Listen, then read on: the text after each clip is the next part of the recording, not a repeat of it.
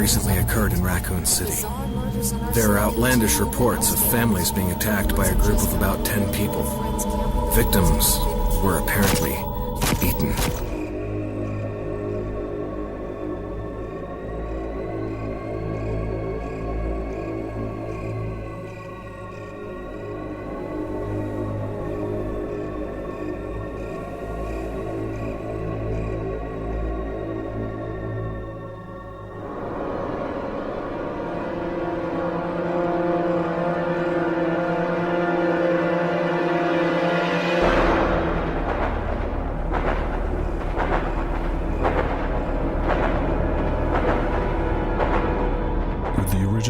Of Resident Evil in 1996, many gamers got their first real taste of horror.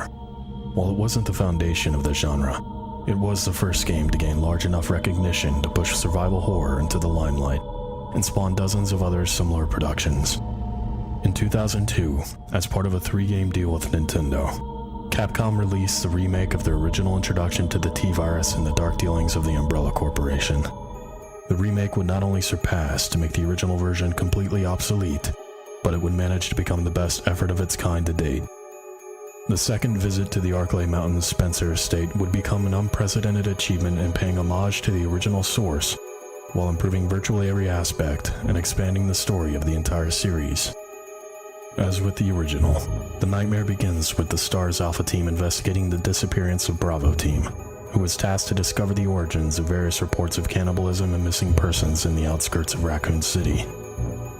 After finding the abandoned helicopter of Bravo team, they're besieged by a pack of coagulated canines that force the survivors of the attack into a large residence for safety. They quickly realize that their sanctuary will soon become their hell, as their new mission is to escape the premises of the estate and discover its dark secrets, as they're pulled farther and farther into the foreboding halls. The direct plot of the remake is almost as campy as the original. Jill. Barry, I didn't mean to get you that excited. Right. Anyway, you should read this. The characters regularly make light of the situation with awkward jokes and puns and have a tendency to forgo all of their elite training as a special forces team and split up whenever the first opportunity presents itself. Its beauty, however, is in its simplicity. While the cheesy writing is classic Resident Evil, the main thrust of the story is to survive, which is far more appropriate for a horror game than stopping international terrorist cells. The stronger aspect of the story, as with all classic Resident Evil titles, is the background events that are fleshed out through various files and visual cues throughout the mansion. Reading over the last few days of a person's life and then seeing their body and belongings afterwards is as haunting as it was in 1996, and provides weight to the proceedings that the central story can't, a charm for the series that has been long forgotten in recent entries. Unlike the series today, the characters you play as aren't superheroes. Each enemy takes a random amount of ammo to kill, and just a couple bites can lead to their grisly demise. You can play as either Jill or Chris, with slight alterations in the plot, along with characters you meet and gameplay. Regardless of whom you play as, though, the real central character of the game is the mansion itself. Every room and hallway drips atmosphere and history. Most of the rooms are instantly recognizable, and any fan of the series will instantly know what someone is talking about when you mention random things like piano room, dog hallway, painting gallery, or dining room. This can't really be done the same way for newer entries of the horror genre, as games today push you through the content like a Black Friday store opening. By the time you leave the mansion, you'll have an attachment and familiarity with it. When the remake was released in 2002, it looked years ahead of its time, creating a breathtaking visual experience with its beautifully pre-rendered backdrops and high-detailed character models. An HD conversion of Resident Evil would still graphically hold up today, with its ominous shadows, aging fixtures, flickering lights, and insidious camera angles. The controls are going to be the dividing factor in almost any classic Resident Evil title. It tends to boil down whether or not you played the PlayStation 1 era Resident Evil titles when they were originally released or not. If you grew up with the tank-style controls, you'll probably be comfortable enough with them to seamlessly navigate every zombie-laden hall of the mansion, juking past the shambling undead when appropriate to conserve precious ammunition. If you're unfamiliar with the fixed camera views and appropriate movement, you're going to add a large layer of frustration onto an already exceedingly difficult game. Even on the normal difficulty mountain climbing, this game can put titles like Dark Souls to shame in overall difficulty. While the combat isn't necessarily hard, There's an element of planning and intelligence behind every action you do that can see your progression through the game to a standstill if ill-prepared. Every bullet and healing item counts, and you'll quickly regret it if you decide to play this like more contemporary titles of the series. Possibly the largest challenge of making a remake to a widely popular survival horror game would be keeping the element of the unknown that made the original so effective. This game handles that obstacle brilliantly. If you're a veteran of the original, upon playing this, you're going to be in for more than just a few new surprises. Your expectations will constantly be toyed with, and anticipation prolonged as Shinji Mikami knew that the players would expect to go into this as masters of the mansion and insusceptible to any new fear. For example, most veterans will expect a surprise when going down the yellow wallpapered L-shaped hallway on the east side of the mansion, but all you might get is a window crack your first time through, or perhaps a growling noise. Each time you pass, you don't know when or if something will ever happen at all, and you'll constantly have a feeling of unease whenever approaching an area like this. These false expectations and how the game brilliantly plays with them always manage to keep you on your feet, and make frequent backtracking a potentially dangerous affair.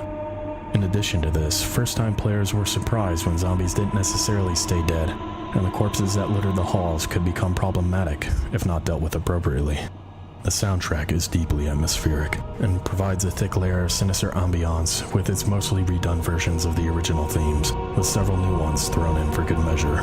Every creak, groan, or summer night sound will cause you to pause and assess your surroundings to the best the camera will allow, as you cautiously sojourn on.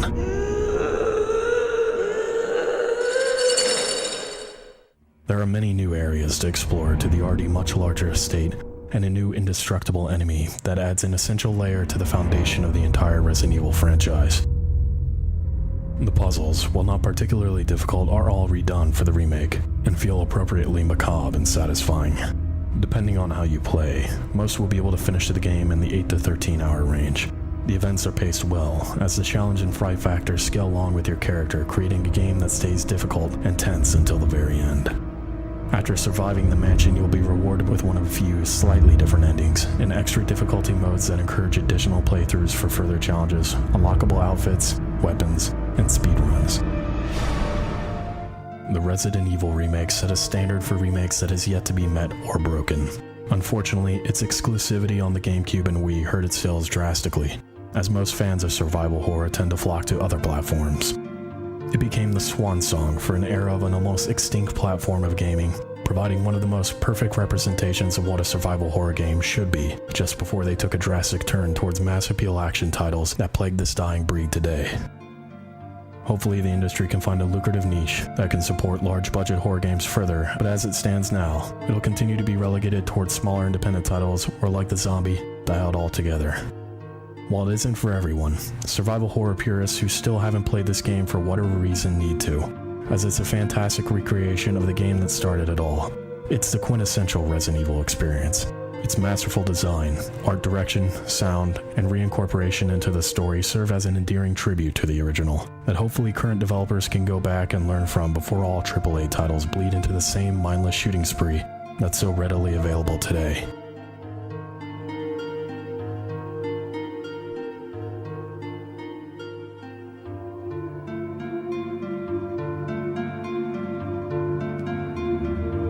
It's magnificent.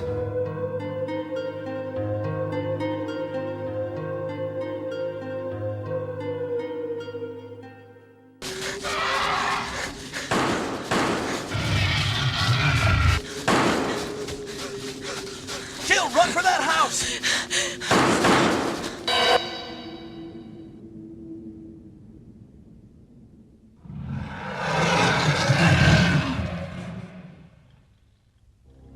There are only 3 STARS members left now. Captain Wesker, Jill, and myself. We don't know where Barry is. Chris Redfield.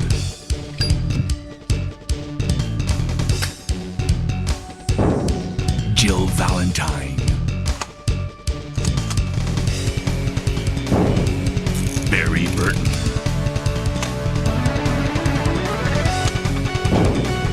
Rebecca Chambers. Albert Wesker.